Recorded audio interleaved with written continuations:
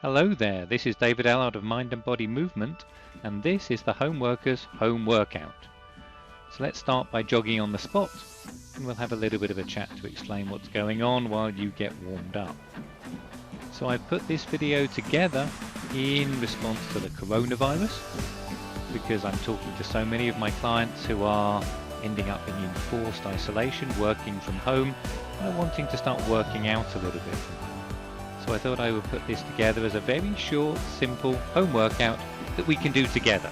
So I'm going to do this in real time with you. So as we're seeing here on the screen now, we're doing a little bit of jogging on the spot, and I'm varying it. When I jog on the spot, I like to make a little bit of variations, go a little quicker, a little slower, sometimes lift the knees, sometimes go back to a more relaxed version. This isn't exactly supposed to be interval training, but by varying the movement we both keep it interesting, which I'm always looking to do when I work out personally, and we work out the body in different ways, so we're preparing ourselves for the movements that we have coming up. We are going to be jogging on the spot here for approximately 2 minutes, and the idea is to get the heart rate going and also allow the legs to prepare to do a little bit of work when we come on to do the more exercise-based activities we have coming up. So just go through the jogging, keep going along with me. You can change the tempo with me or make other variations that work for you. If you're getting out of breath or getting short, then just take a moment of walking on the spot for a moment. Try to come back and keep a little gentle jog going. And then perhaps when you're feeling a little more enthusiastic, you can lift the legs up again. Just try to bring the legs to the height of the hips. And you'll feel your heart rate coming up here, the body warming up. In only a couple of minutes we've managed to get the body all prepared for some movement.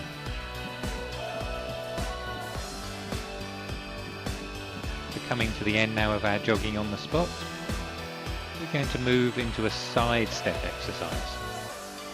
So from a low squat position to start with, we're just going to step from side to side. Now this exercise is often done with a resistance band. So if you do happen to have a resistance band at home, then pop that around your ankles or your thighs, depending upon the tension of the band. And we're working here with stretching out, moving, mobilizing the hips when we're working inwards and outwards. Particularly the muscles of opening up the hip here we can see as we stretch out if we had the band around our ankles.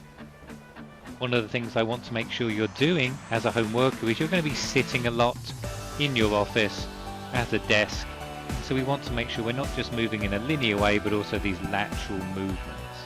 So moving to the side, we're going to do a little twisted stretch later to stretch these muscles out at the end. That's a nice thing to be able to do. In general, perhaps we don't stretch and move off the center line quite as much as we should when we're doing basic workouts in the gym. So now we move on to our bodyweight squats.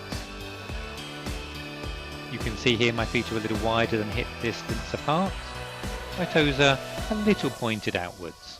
You can adjust this position so that you're comfortable, but make sure the weight is a little bit more towards the heels than the toes. I say 70% to the back, 30% to the front to my clients when I'm working with them. And come down into the squat as far as is comfortable with you. And with the hands, you can see I'm demonstrating different hand positions. Normally I cross my hands over my chest, but we can raise them above the head, that's slightly harder, or we can stretch them out here, this might help for balance, and we can work on a little bit with the stabilizers too here, bringing the shoulders into play.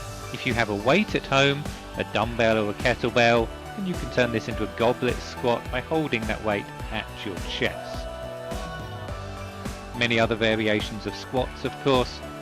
We can take front squats and back squats if we have a bar, and there are variations we can do on top of those as well. Now as I come to the end here, this is an option, but I like to put 5 squat jumps in to really get the heart going. Now we're going to move on to our body weight lunges, so I'm going to be stepping back. I'm thinking here that you don't have a great deal of space at home, showing there the hands can be on the thigh if you like. Most of the time we just dangle the hands down beside us, but again we could clasp them to the chest if that's more comfortable for you.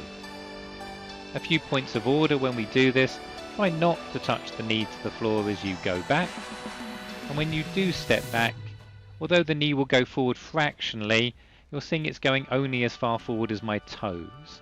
And make sure the knee is over the foot and the toes. It shouldn't be going to the inside or the outside. We don't want to put side torsion on our knee as we're working in these lunges. The lunge is a little bit more work on the legs than the squat position because we're working a single leg, so it's a little bit more of a strengthening exercise. You may find yourself getting out of breath a little bit more on this one. If you need to slow down, that's always fine. With all these exercises, you work within your realm of movement, what's feeling good for you. You don't have to keep up with the pace I'm doing here, and you don't have to do these lunge jumps, but if you want to give them a try, if you're feeling a bit more of a challenge, then take this more plyometric version of the working, and you'll really feel your heart rate coming up.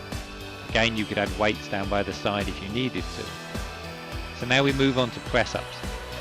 Great exercise, can be done in many different variations. So I'm going to start here, coming to a more traditional version of the press-up. I've got my hands relatively narrow on this position, the width of the mat, and I'm coming and just doing some straight press-ups, keeping my bum and back nice and flat. If that's going to be difficult for you, then you can try with your knees lowered, still keeping that length in the back, still keeping the core engaged, the glutes engaged. If even that's going to be challenging, it's always fine to do softer versions. You could try this against a wall, or you could try the version that I'm doing here. So there's no right or wrong. Everybody can get moving in some way, shape or form. If you are feeling that you need a bit of a rest, then I would recommend taking child's pose here like I'm doing. Take a little bit of a stretch. We're doing this for 60 seconds, so you might need a rest. Then again, if you're feeling super strong, and you can jump back in and take something like this wide grip press up. You could try diamond grip press ups. There are many different versions of the press up you can play with. Razor leg if you're wanting an extra bit of challenge. Perhaps take a slightly asymmetrical position of the hands. Have a play. Continuing the exercises, our final exercise that we're going to take is the tricep dip. Again, we're doing this for a minute or so. Might be a little tricky, so you might need to take a pause in the middle. And I was thinking when doing this workout of exercises that don't require you to have anything at home. You can see here I'm bringing my legs in to show a slightly easier version of the exercise if it's too difficult to have the legs outstretched. So when you're doing this, you could do this on a chair against a wall, or just rest on a stair or something similar like that. Everyone has got something they can rest on. Now, stretching. So we're sitting on our chair a lot. We need to keep stretching at the end of our workout, a little bit of movement. So we're going into a seated forward fold here. Now I teach a little bit of yoga, so I'm quite comfortable stretching forward. My hamstrings over many years have stretched out, but you might want to pop a strap or a belt around your feet here, or you might even just rest your feet on the floor behind you, looking to tilt the pelvis forward and feel that stretch down the back of the legs and the hamstrings. If we move into a seated twist, this one can be a little complicated, so we fold in the leg, wrap our hand round the leg that crosses over, and we're looking to stretch down the glute and the side of the body here. We're looking to stretch out the side of the leg, something that can really get quite tight when we are sitting all day. Now, same stretch, different variation. This might be easier for you to keep the legs straight out here. So if it's uncomfortable to fold that underneath leg in, you can always just extend it out and that might work. You can also raise your bum up on some blocks perhaps, pop yourself on a little bit of a seat and that will work. We're changing to the other side. There's a fancy little way I do that in a yoga class, but here just change round. You can see I'm wiggling my hips, finding my sit bones on the floor, trying to stretch the spine to the ceiling, feeling that stretch down the outside I'm showing there.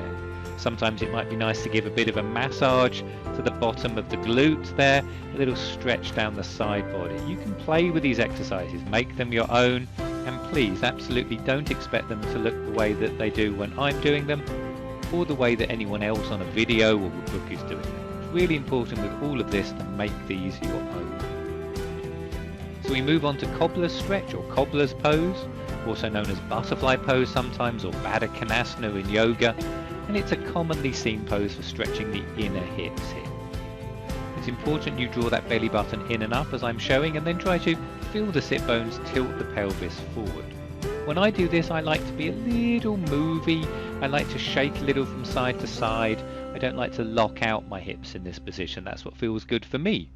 But again, you might explore your own body in this position and see what's working for you.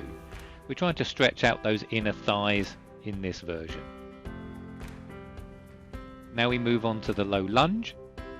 The point of this in this particular sequence is to stretch out the front of the hips, particularly the quadricep muscle. Many other versions for this. You might want to look up the sofa stretch online. That's a lovely version of this. You can sit there for a couple of minutes while watching TV. But here we're going to actively stretch out the quadricep. We're going to switch sides, bring that leg forward. If you're uncomfortable doing this, do feel free to pop some padding under that back knee. You don't have to have the toes up if that's going to be uncomfortable for you. You're showing there tilting the lower part of the pelvis forward and opening up the chest. But if, as I was saying with that foot, it's more comfortable to have that laid down on the top of the foot, that's fine as well. So there we go, I'm coming out of that, bringing myself up, and that's the end of the sequence. I hope you found it useful. Please stay safe and keep moving at home.